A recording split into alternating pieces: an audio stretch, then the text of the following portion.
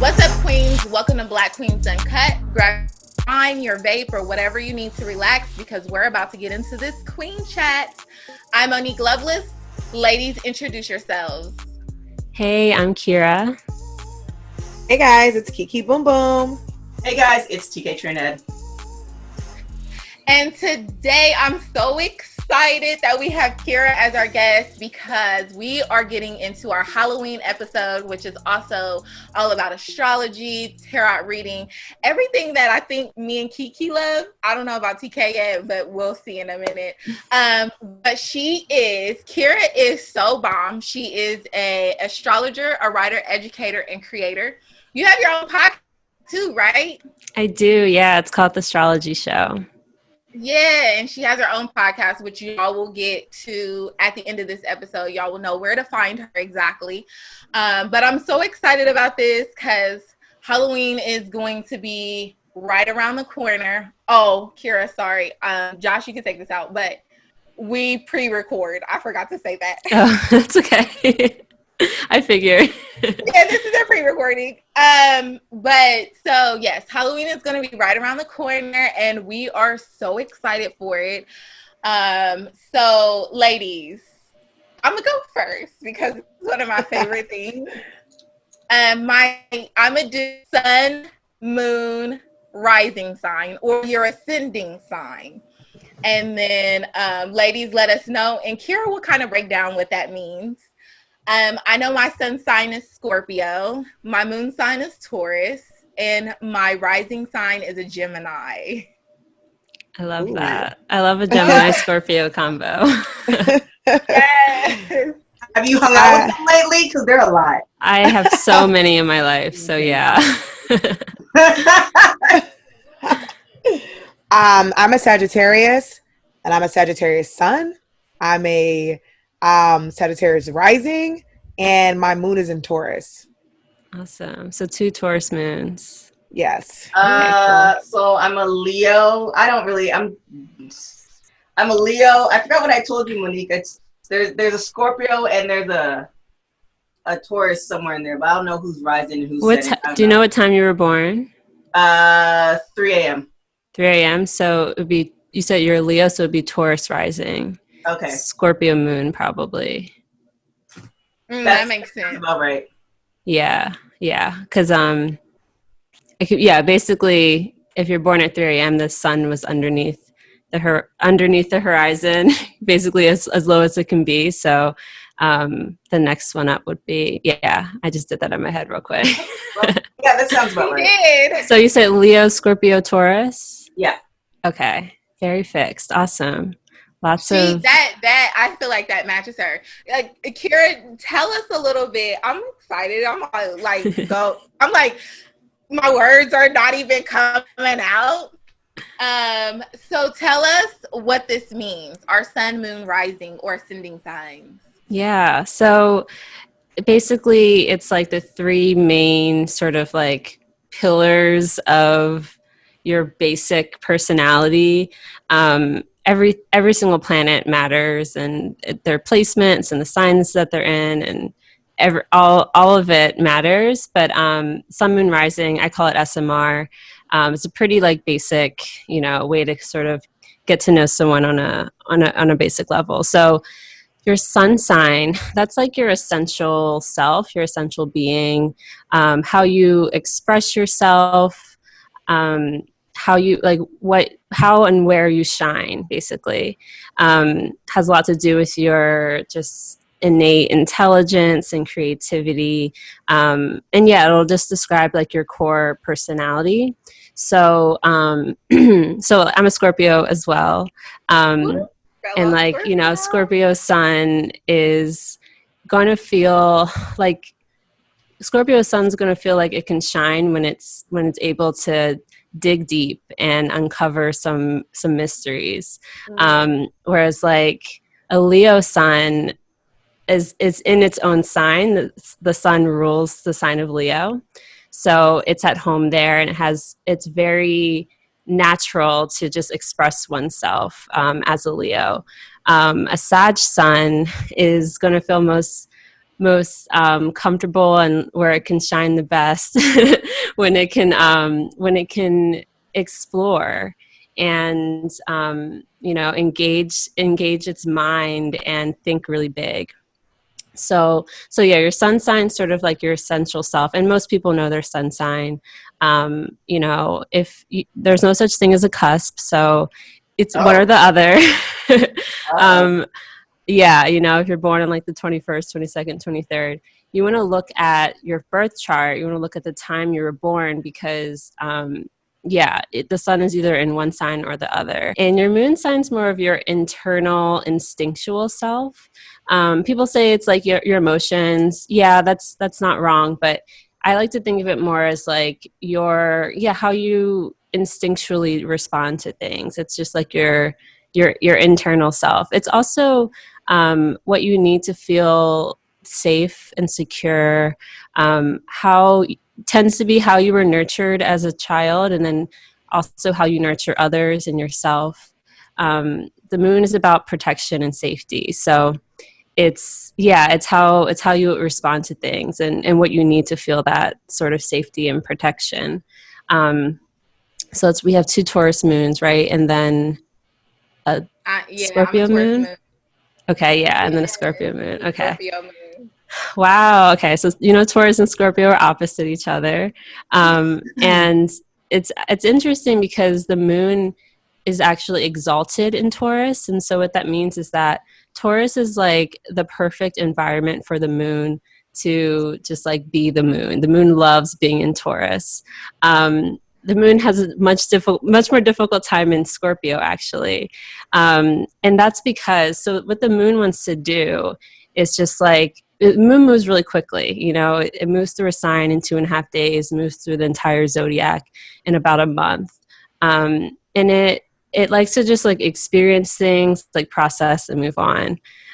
Taurus is a really good environment for the moon because it's like not too hot, not too cold. It's like the very temperate, and the moon can basically do what it wants to do, which is like grow something and cultivate it for the long term. So Taurus moons, Wait, so am I Taurus moon or who's the Taurus moon? I think you're the Scorpio moon. Okay, all right. Sorry. Okay. Girl, that's my sign. That makes sense. I'm a Taurus moon. So yeah, Me Taurus too. moon tends to like,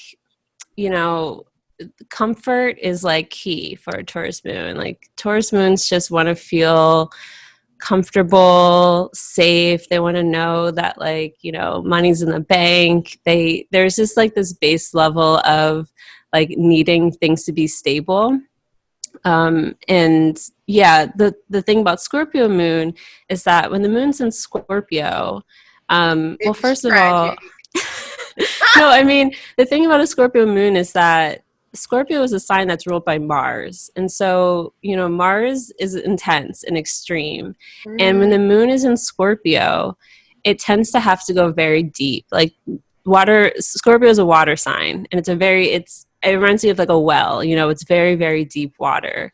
And in Scorpio, the moon has to go to these like very deep extremes. And it takes a very long time to process all those emotions and all like everything that kind of like comes with a Scorpio moon. So a Scorpio moon will be very, very easily triggered by, any sort of a situation that might, not really affect some people. A Scorpio moon will take that and it'll trigger something from like their childhood, and it just takes a while to process. And there's nothing wrong with that or like bad or, that's just how it is. It just takes a long time to process.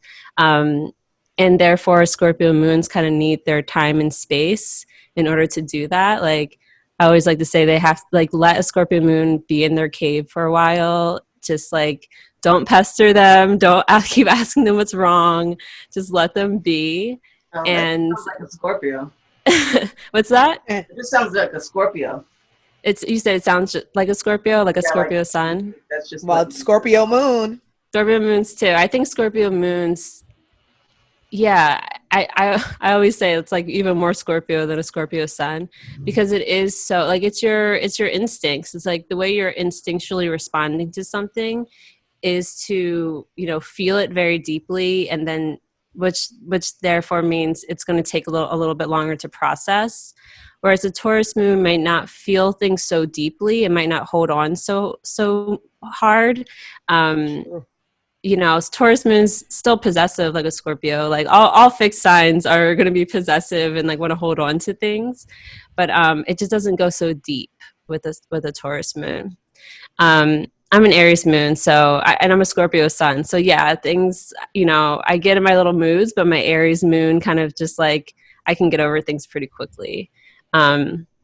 So yeah, your moon will be more of that like instinctual, how you're processing things, especially like emotions, and how you're responding to things. And then your rising sign is your external self. And so a lot of people say it's like your mask. I don't really like to say that because I just don't think that's necessarily true. Maybe, I don't know, mask just sounds like it's not real, like it's superficial, but that's not really the case. So your rising sign is basically the sign that was rising on the east at the time you were born. And that point on the eastern horizon is very important in astrology, because, you know, the horizon is where the sky meets the earth, where spirit meets matter. And when you were born, when you became separate from your mother, that was when you're fully incarnated into your body. So that's, you know, you take your first breath, you breathe in that moment in time, and that becomes you. So that Eastern horizon point is really important because it'll speak to the energy of that moment, which therefore speaks to you and you know, how you live your life. So the ascendant or the rising sign will tend to be about your body, what you look like, your appearance, just like your general constitution. And yeah, it's like, I like to call it your vibe. It's just like the energy that you're giving off to the world. It's very unconscious, and it's just like, you know, how you, like your vibe, you know, and it's also like sort of the energy that you live your life on. So yeah, that'll tend to look like, you know, how you adorn yourself, how you dress, also just like what your body looks like. Like an Aquarius rising will tend to look very different than a Scorpio rising. Aquarius risings tend to be a little bit more like tall and lanky because they're air signs. Like air signs tend to be a little bit slimmer. This is not like, you know, every single person, but this is like generalizations. And a Scorpio rising will tend to be a little bit more like compact, because like that energy is just like compacted. It's I guess the energy of Scorpio. It's very dense.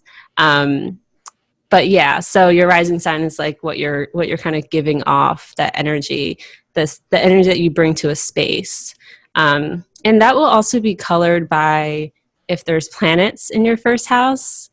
So if you're a Sag rising and you also have like, you know, Mars and Sagittarius, that's your rising sign, like energy is going to be colored by Mars as well.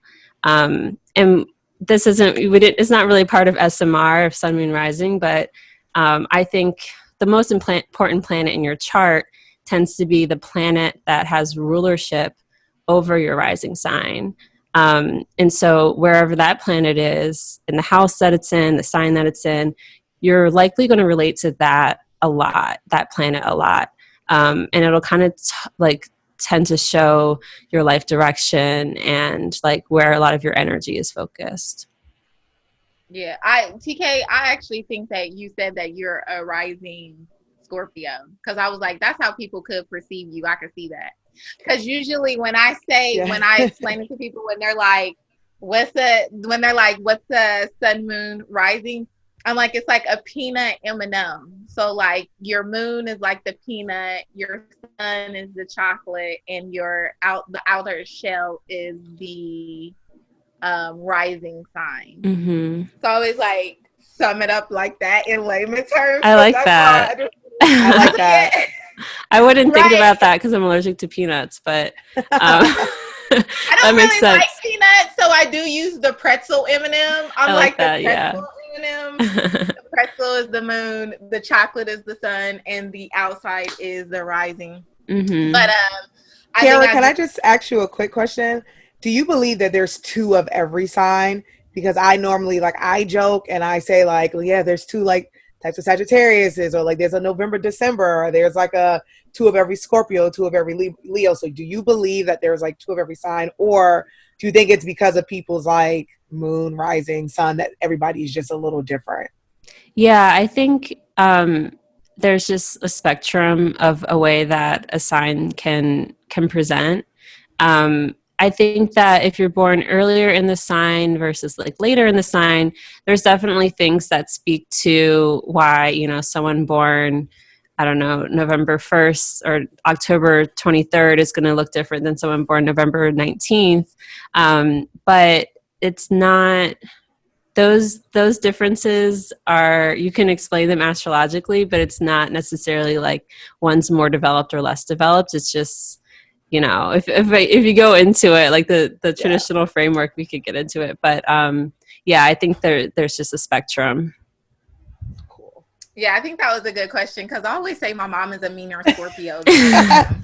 And I always say I'm a normal Sagittarius and my friends are the crazy Sagittarius. So I always, because I'm a November Sag. Yeah. I'm November 25th. So I'm like, oh, I'm a little bit more normal because I'm closer to the Scorpio line. I was like, the December Sagittarius are a little cuckoo, so that's how I normally. Yeah, no comment. No comment. Exactly. No comment. Right, I wonder that too, because I always believe like early Scorpios are mean as hell. We're a little bit later. Scorpios are a little bit like a little more on the easier side. When's your birthday? November the 6th. Okay, I'm the 18th. Hey, my mom's a Scorpio. She's a 4th. Okay, yeah. There's definitely some differences. There's something called decans or faces, where you divide the zodiac up into 36, not signs, but 36 faces or whatever. And so each sign has 3 decans. And so you can be in the first decan of Scorpio, the middle, or the last. And there are differences because depending on where they're placed. But yeah, I mean, the first decan of Scorpio is ruled by Mars, so they're like extra Martian, they're extra intense in that way. Whereas like the last decan is like the moon. And yeah, so there's differences when you like get really granular. It's so crazy. My mom is a Scorpio. I'm a Scorpio. My grandma was a Scorpio. Wow. My dad's a Scorpio. Yep. And everyone in my family has Scorpio placements. Like, yeah, Scorpio runs deep. It does. I'm a Scorpio Venus, and I'm like, great. No. Yeah. I'm a Sag Venus. Oh, I'm a Libra. I have Libra Venus. Hey. TK is like, I don't know what any of this means. I'm just a Leo. Right. But you have the beautiful Leo mane. Like, I can tell you're a Leo, and you're wearing like a solar color. You're wearing yellow. Like, yeah, I mean, you have that. Leos, they're amazing people. They run shit. I mean, are they boss bitches? They're yeah. not. I feel like every Leo I have met has been very. Let's hear the slander. They're stubborn. They're stubborn people, and I feel like I don't want to say it, but I feel like a lot of Leos I meet also get walked over. Like what I consider walked over. Empathetic. Those might be nighttime Leos. Those could be Leos born at night. Or Leos with their sun in a dark house. Like, but I think generally Leo energy to me it's about being unapologetic in who you are. And then, people say Leos are attention seekers. I don't think that's necessarily the case. No. It's that Leos know that they have natural God-given talents, and they're here to display those talents. They're here to like shine. And, some people do that unapologetically, and some people take issue with that because they see that, when other people see other people shining and they don't feel like they can. sometimes they'll be like, well, they're attention seeking. They just want to be the center of the show. And always the hate. There's a lot of hate. Leos get a lot of hate. I mean, as a Scorpio, I resonate. I was going to say, I'm like Leos, Scorpios, and Geminis tend to get like a lot of hate. Leos are and I'm a Gemini rising.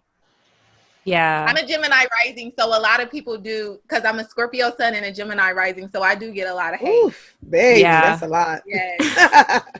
That's Gemini rising, one of my favorite placements, by the way. I just love Gemini risings. Do you know where your Mercury is? Is it in Scorpio or Sag? I don't know my Mercury off like right now. I know I only go as far as Venus. I know my Venus is Sagittarius. And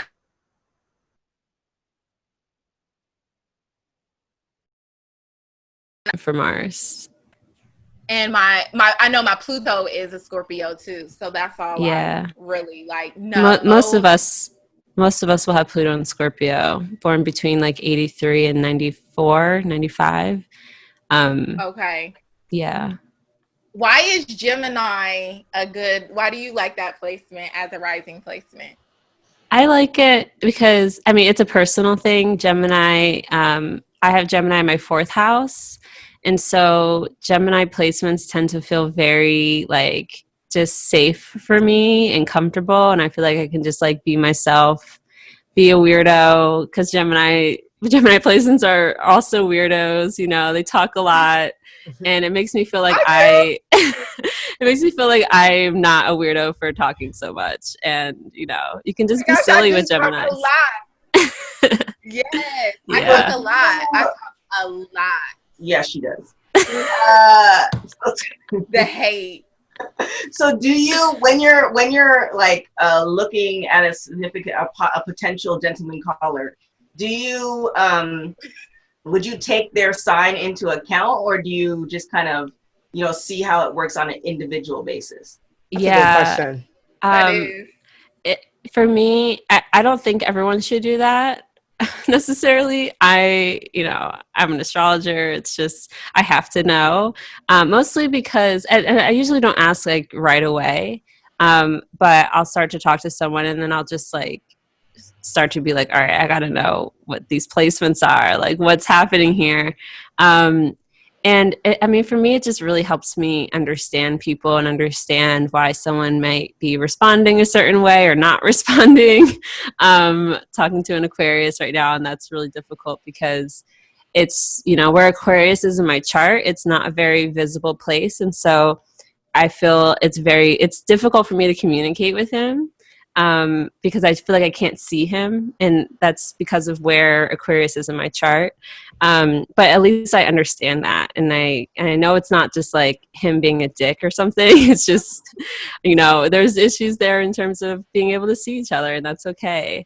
But yeah, it's really helpful for me. I think that, because I'm so like literate in astrology, I think I can use it without like judging someone or using it in the wrong way. So I don't think that necessarily everyone should get the chart right off the bat, but it's just one of those things where I have a hard time moving forward past a certain point if I don't have it, because I'm just gonna want to know.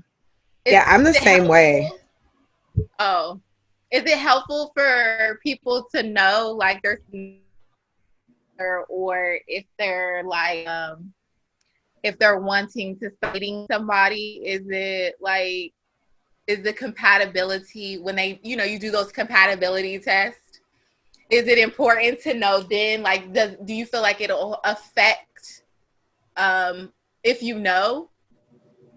Yeah, it could. And I don't really like those compatibility tests either. I don't really think that, like, I couldn't imagine any of them being, accurate enough that it would really speak to a relationship dynamic and a relationship unfolding. Because, like, you could, my parents, for instance, like, Scorpio Sag, like, combo, on paper that might look really bad.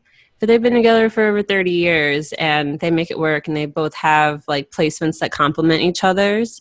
But yeah, I mean, there's this whole thing, there's synastry in astrology. And that's really looking at two charts and seeing how they play together. And then there's the composite chart, which is another thing where you actually take two charts and combine them and look at the midpoints between all the planets. It's like this whole thing. And then you get a chart of the relationship, which is really interesting too. So there's other ways to do it. I don't know. I personally would recommend against using those compatibility calculators because it can turn you off when it's not necessarily like useful at all, you know? Right. Yeah, because I know like there's people like there's signs that people say I'm compatible with, but I felt like I wasn't, and it had nothing to do with the sign. I think it was just the person. And then there's people who I've dated where I'm like, oh, I didn't think that we would be compatible. And also for me, I'm like you, Kirah, like I would love to know your sign. It's like I need to know, but I will not date you because of your sign. Right, like, right. I know for me, I joke and say that Virgo men are trash because they can be horrible people. But I know I love Virgo men deep down inside. I won't tell them that. But I know when I meet a lot of guys off bat without knowing their sign, it's just like an attraction.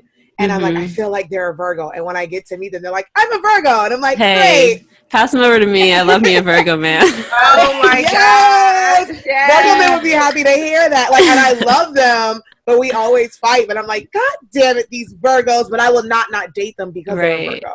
You know I mean, Sag and Virgo, they're square each other. So there's those two signs are 90 degrees from each other. So there's contention there.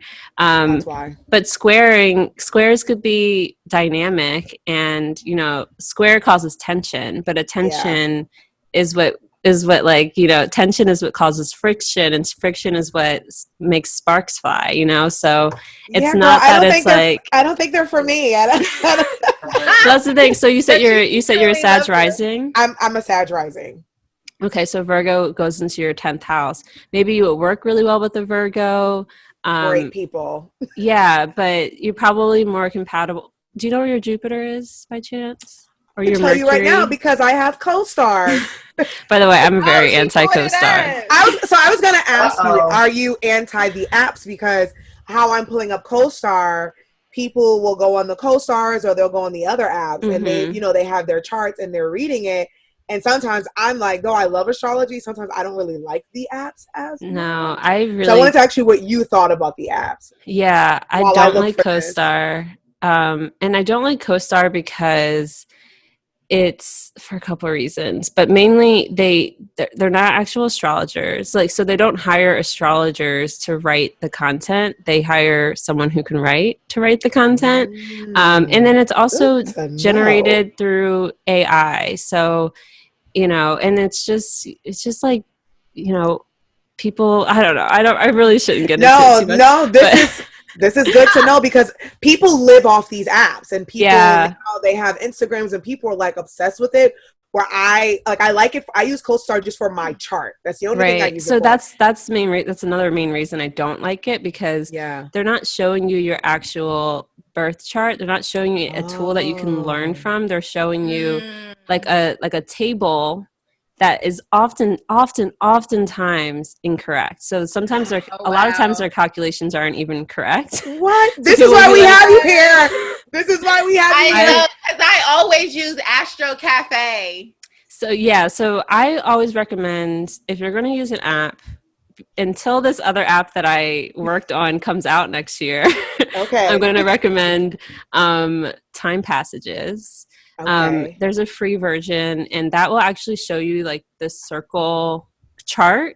And if you're interested in learning astrology at all, it's helpful to know like what houses things fall in and see it in the circle, because that it's just more like that's an actual 2D representation of the sky, the heavens at the time you were born. Whereas like on CoStar or even like Cafe Astrology, when you just see that like table, that's not really giving you much information besides just like sign placement. Like it's not really showing you the dynamic of like you and who you are.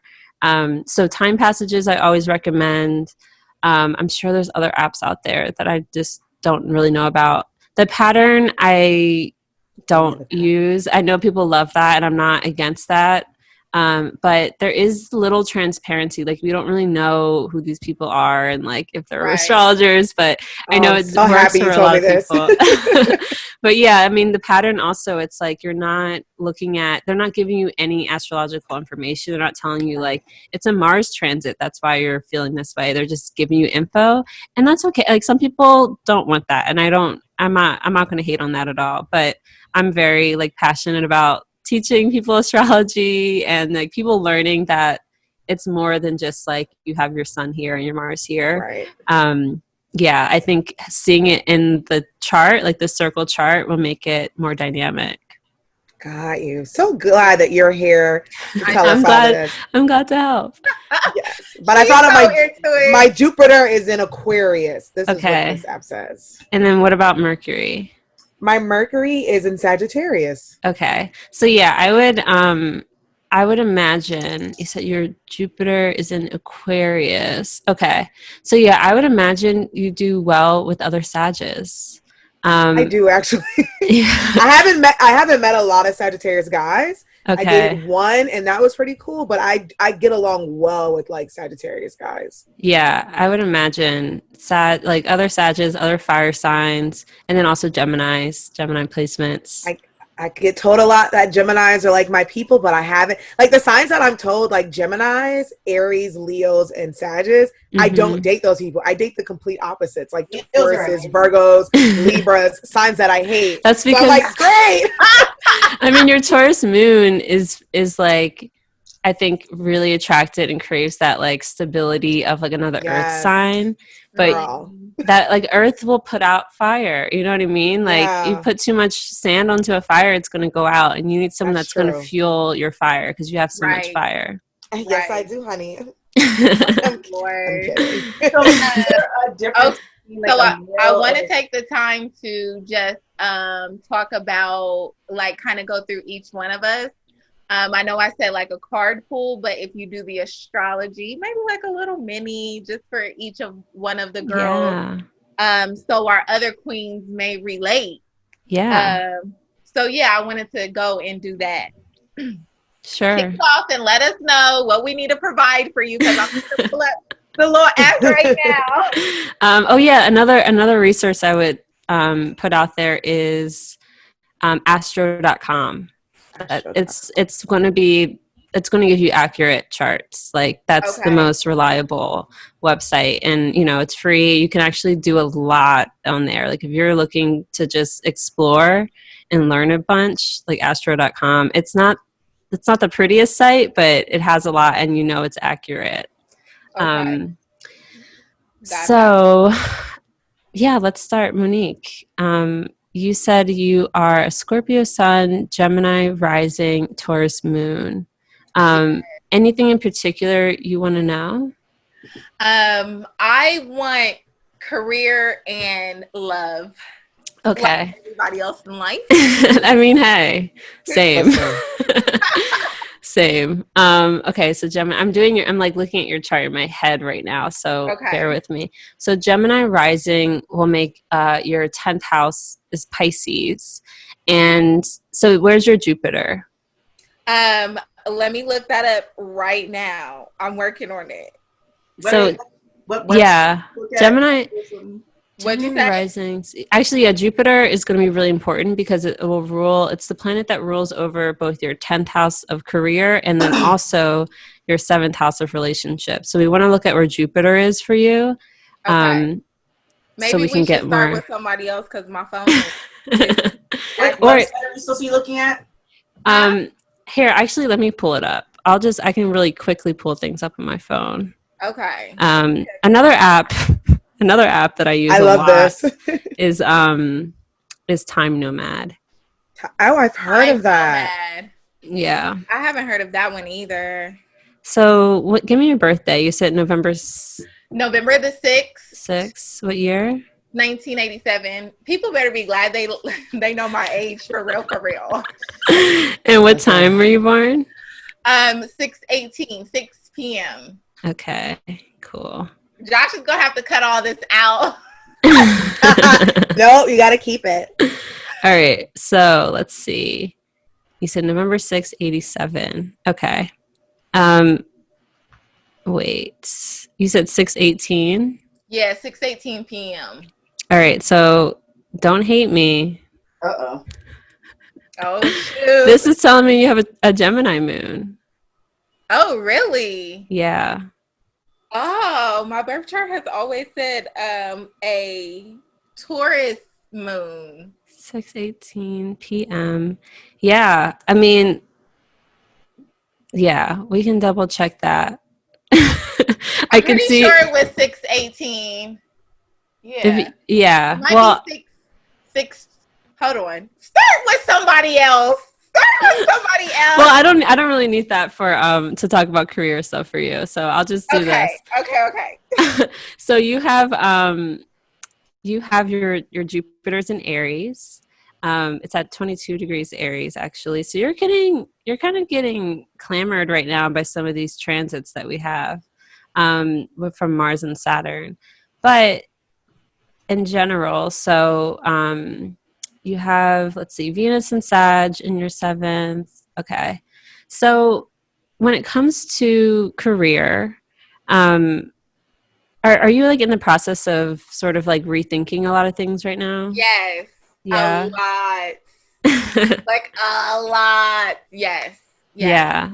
These next 2 months, so Mars is retrograde. You might have heard Mars is retrograde until November 13th. And this is going to be a really important time for you in regards to sort of like this whole like restructuring like strategy process. Don't expect much to move forward until December, January. Okay. But use these next 2 months to like just be in strategy mode and experiment. And that's kind of a really major thing with Mars and Mars retrograde. It's like try things out, see what works, see what doesn't. Okay. Don't feel like you have to make any final decisions until I would say December. But for career, yeah, there is this sense of being being focused in community and networking and just like being able to be amongst like-minded people and to build an audience of like-minded people. Yes. And then I would say so as a Gemini, any Gemini risings out there or Sag risings out there, know that this 2021, actually I'll start it with starting in December of this year and then throughout 2021, life's going to change. Lots of big changes happening. And that's because we have eclipses happening in Gemini and Sag over the next year. So this next one is November 30th. There's going to be a lunar eclipse in Gemini. Then December 14th, there's going to be a solar eclipse in Sagittarius. And what eclipses do is that they change everything. And they basically are like this cosmic nudge into alignment. And so oftentimes that's not like pretty or that's not like comfortable or easy, but it's almost like the universe will just like shift you into the direction that you're supposed to be going in. And eclipses tend to sort of like warp time and make things happen really, really quickly. The last eclipses we had were in June, and you can remember back to June how intense everything was. Like June 5th, we had our first eclipse in Sag for like the first time in 8 years. And you remember what is happening in early June, like uprisings all over the globe, really. Yes. And there was a sense of urgency, like everything had to happen right now. That's what happens during eclipse season. So that happens every 6 months. We get eclipses. And these next ones come November, December. So for you, that looks like lots of like a refocusing into you and your identity and who you are. And then also sort of a cleansing of your relationships and like allowing some relationships that just aren't working for you to be recycled and composted. But also knowing that that's leaving room for new people to come in that are in right alignment with you. That's good to know because I definitely feel that way. Yeah. I mean, that plus Mars retrograde happening in your 11th house, which is your friends, your more like network community. That's also going to be like, there's a lot of just restructuring happening there. That's good. Yeah. Is my husband coming? Do you see? I mean, I would. There's an eclipse happening. There's an eclipse. There's going to be a lunar eclipse on top of your Venus next summer. I think it's going to be late May. Yeah, late May. That's pretty intense. I think that it's very likely that someone new can sort of enter your life within this next year, for sure. Oh, okay, that's good to know. Yes. Yeah, you just got to make room. You just got to make room for it. Right. Kiki, you next. Ooh, child. Same thing like Monique, like career and love life, I guess. Why not? All right. And you said November 25th? Yep, November 25th. And what day? What year? 1985. 85. And what time was it? My mom says between 7:48 a.m. and 8 a.m., but I use 8 a.m. for like everything. Okay. 7:48. That's so specific. I know, because I say 8 a.m. and I just asked her and she's like, at 7:48. I'm like, wow, that's specific. She's like, it's between I would use that. 8. I would use 7. Hold on. I'll do 7:50. I'll do 7:50. I found mine. It's 6:20 p.m. 6:20. Okay. Yeah, you're still Gemini Moon. That's crazy. Which honestly makes sense because you feel so Gemini to me. All right.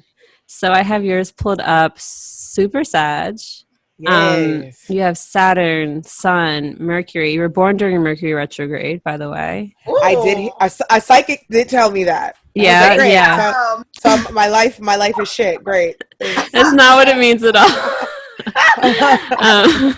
But yeah, also Taurus Moon. You also have Uranus in Sag, like Uranus was like rising on the east at the time you were born. So very, very dynamic Sag energy. And then Jupiter in Aquarius. Okay, cool. So you're wondering about love and relationships. So for you, Mercury is that planet that rules over both relationships and career for you. So you wanna look at Mercury, and you have Mercury in Sagittarius. It is retrograde. So having a planet retrograde in your chart will tend to just speak to like delays, like things just maybe happening later on, which is fine. Something wrong with that. So yeah, I would say, these eclipses happening are also going to be really dynamic for you. And for you, because like you guys have opposite rising signs. So for you, it's a lot of energy going towards relationships and building these personal one-on-one connections with folks. And again, like coming into alignment with people that are just like supposed to be in your life. Eclipses bring fated events. Like it brings up these events that just feel destined. And oftentimes that looks like people also coming into your life. So yeah, I would, Kiki, are you about to get a man before me? Damn. No, I doubt it. Hell no. You didn't listen to Let's see. So you are turning 35 this year? 35. Okay. It's not a bad thing. It's not a bad thing. Not a bad thing. I'll be 35. 35 is a really it's a really important year because there's this sense of like completing a cycle and beginning a new one at 36. So 35, there's a lot of like endings, but not endings in a way of like to be afraid of. It's just like things kind of coming to natural closes and this sort of like inward turning feeling that happens. 36 is going to be lit. But you have to sort of like allow 35 to happen and allow yourself to get some like rest and restoration and like just like a little bit more isolation from the rest of the world. That will just kind of bring you to a place where you can, it's almost like when you come into yourself a little bit more, then you're able to like, expand even more after that. So yeah, 35 and like you can kind of expect a little bit more like to be more inward. But I think you're not going to like not be social. I think you're still going to be social, but I think you're going to be a lot more selective about who you're being social with, and just like prioritizing your like you and your mental health, especially. I've been doing that a lot lately. So when you say that, I'm like, wait, yes, because I'm a very social person. But lately, I've been kind of like in the house in a shell, and I'm like, I don't want to talk to anybody. So it's funny that you say that. Yeah, Okay. but 36. You're gonna be 36. Gonna be hype. Like, don't worry. Okay, good. I'll chill out. I'll chill. Yeah. That's because I know I'm like everything's a delay for me. So I'm like, I'll chill out on relationships and work and just go with the flow. Yeah, but someone could definitely come in for you like next year. I think with these eclipses, especially, these eclipses happening in your 7th house of relationships, definitely speak to that. If it's not like a romantic relationship, it's still going to be people coming into your life that are meant to be there. I would say probably more likely in the 2nd half of next year. Awesome. Thank you. Yeah. Yes. All right. All right, ready? Miss TK. Yes. August 3rd, 1986. Oh, the day before Barack. Yes. Greatness is in August. I'm going to say, don't tell TK that. I'm sure she already knew. What time? 3 a.m. 3 a.m.? Mm-hmm. Cool. All right. So let's see. Yes. Okay. So I have you. Wait. Okay. August 3rd, 86, 3 a.m. Mm-hmm. This gives you a Cancer moon. That makes more sense. Yeah. Cancer moon, Cancer rising. That rising could. Where were you born? What city? Canada, Toronto, and that's on the East Coast, right? No, she was born in Canada. Are you East Coast? Yeah. Wait. Right above New York. Okay. Let me do this. Let me do this in another app because it's northern, but it's the east. Okay. Canada's like right next to New York. You said you were born in Canada? Yep. Canada, Toronto. Oops, Canada. Okay, Toronto. Okay. And that's August 3rd. Sorry, I'm using a different apps because I want to be more precise. No worries. Leo's I love it. Girl, bye. 86. Okay. And we're looking at 3 a.m. Cool. Okay, yes. Perfect. Wow. Okay. So yeah, Leo sun, Cancer rising, Cancer moon. I love a Cancer rising, Cancer moon. So did a lot of things, how was the summer for you? Like, did something big happen in like July or June? Yeah. All the way to this. Okay. Any like really major changes this summer? Like what? Like good way, bad way, just anything. Right? Yeah, just things kind of taking a new direction or a new turn. Oh yeah, definitely a new direction. Yeah, that's for sure. Yeah, there was an eclipse on your ascendant, on that degree of the eastern horizon at the time you were born. There was an eclipse there, and it was on the day of the first day of summer, so that would have been like June 21st. Mm-hmm. And yeah, I mean, that was like that. I think that probably set off a lot of sort of like a ripple effect that's going to kind of continue to play out, but it's almost like a very potent new beginning. What would you like to know about? Are you interested in relationships and career stuff too? Money, babies, and lots of money, babies, and a man. Money, babies, and man. Okay. And you turned 34 this year? Mm-hmm. Okay. Where's your Venus? Okay, cool.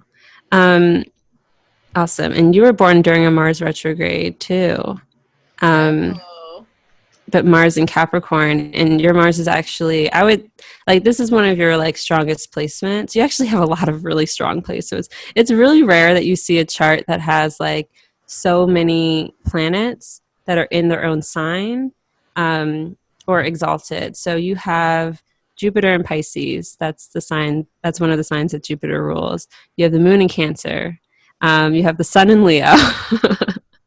And then you have your Mars in Capricorn, which is exalted. So it's not the place that it has rulership over, but it's like its favorite place in the whole zodiac besides the places that it has rulership over.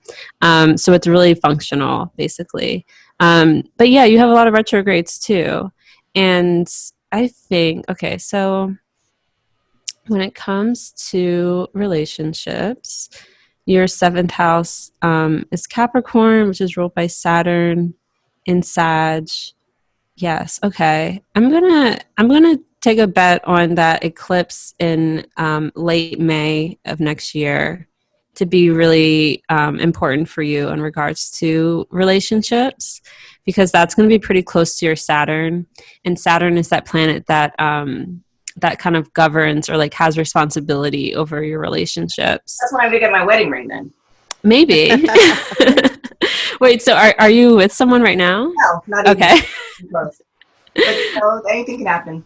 Anything can happen. No, yeah. I mean, the cool thing is, I think next year is going to be really interesting because it's almost like it's previewing a lot of stuff for you. Mm-hmm. So especially like May, June, July of next year, that's going to be a really important time for like everyone because there's a lot happening astrologically. But for you in particular, I think that pay attention to what comes up around that time, because that's almost previewing for 2022, which I think is going to be, I think a lot can happen that year for you, especially career-wise. What do you do? A lot. I run a business. I run a business. I have a book coming out the end of this year. Okay. Shows, just a lot. Wow. Okay. Yeah.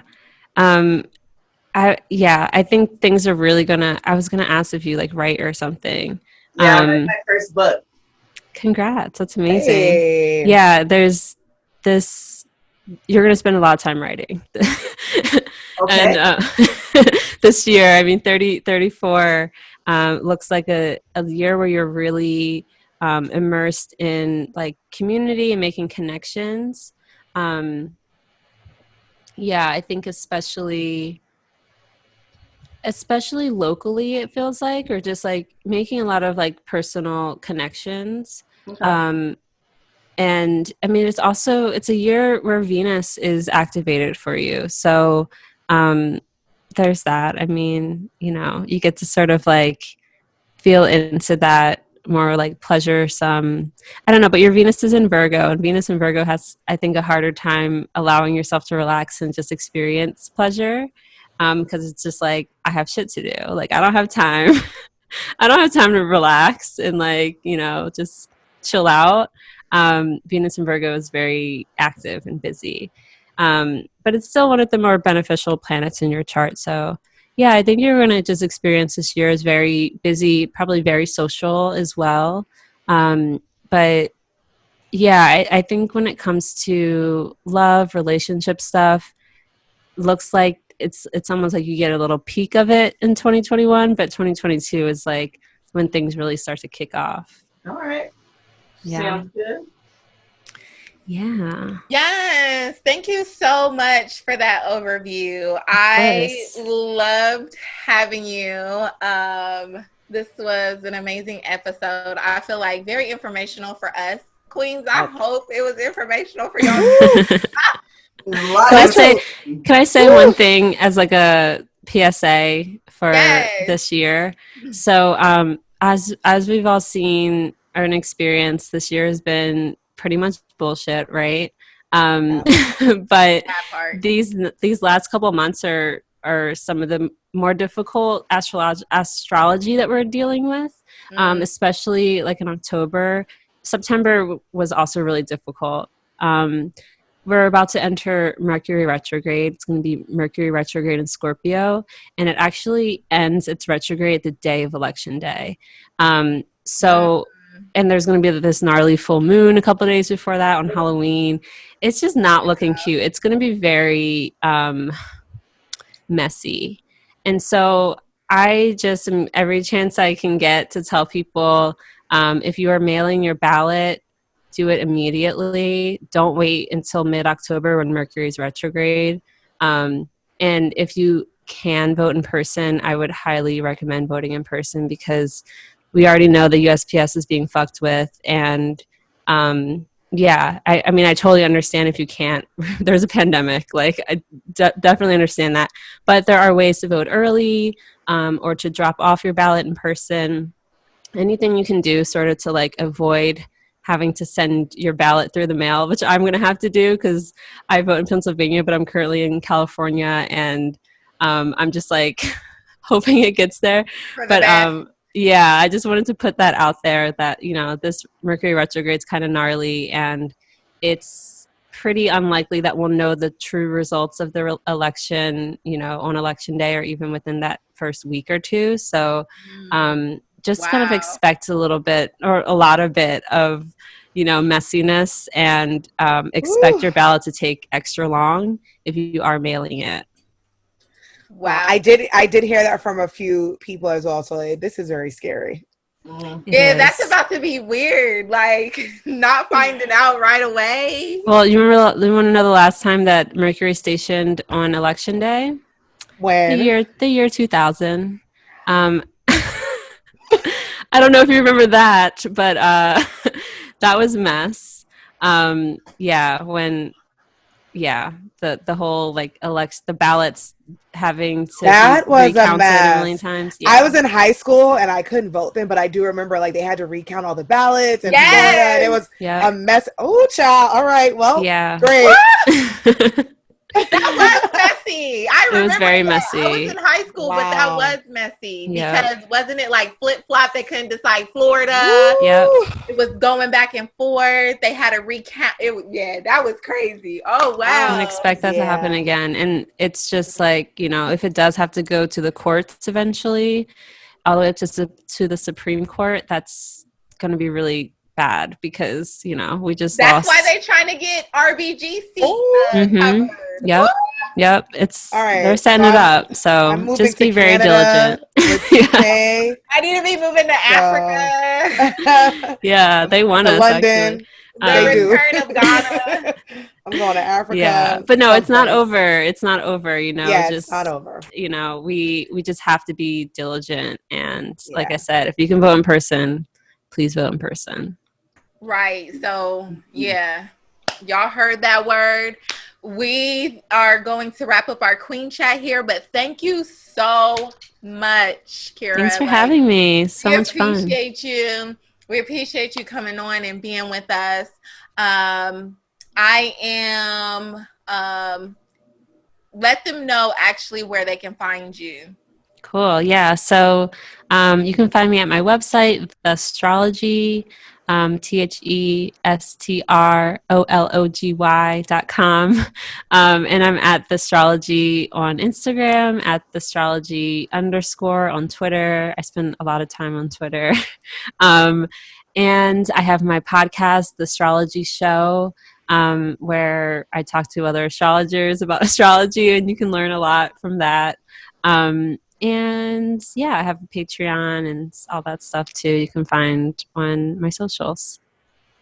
Thank you. Thank you so much. Kiki, where can they find you? Yes. Kirah, thank you so much for blessing us. I've learned a lot. I'm definitely going to listen to your message because I think that's the message that I needed. I've been fighting with myself. So thank you so much, Kirah, for that. You guys can find me on all social media, Dragging Virgos, as always, at Kiki Boom Boom. I first thought you meant that your handle was Dragging Virgos. You know what? I may change my handle to Dragging Virgos. Oh my gosh. Yeah, no, I love Virgos. But you guys, it was catchy. I might change it, but you guys can find me on all social media at Kiki Boom Boom, where I will be dragging the Virgos and the Libras over there. Oh my goodness. Well, thank you as well for me, Kirah, for letting us. We're letting people know that Leos are amazing. They're awesome, and you know, stop the hate right now. But you guys can find me on everything at TK Trinidad. And I'm Monique Lovelace, and you can find me on IG at It's Monique Lovelace. And Scorpios are the best, so I don't know what she's talking about. Me and Kirah agree, as we're both. I can't deny that. No, I can't. Thank you. Thank you. Sagittarius are the best, but here we are. It's fine. I'll let y'all have that. What off? Thank you for coming on and being the queen we needed during this Halloween season, Kirah. And thank you, queens, for listening. Catch us every Wednesday on Apple, Google, Spotify, Anchor. We're pretty much everywhere. Just make sure you get on and make sure to follow us on all social media platforms at Queens Uncut. You will not be dragging no Virgos on our Queens Uncut page, Kiki. I love that. Subscribe to our YouTube channel, Black Queens Uncut. We love our Queendom family, so rate us, write a review, and you can donate if you love this episode. Thank you, queens, and thank you for joining Queen Chat. Bye. Bye.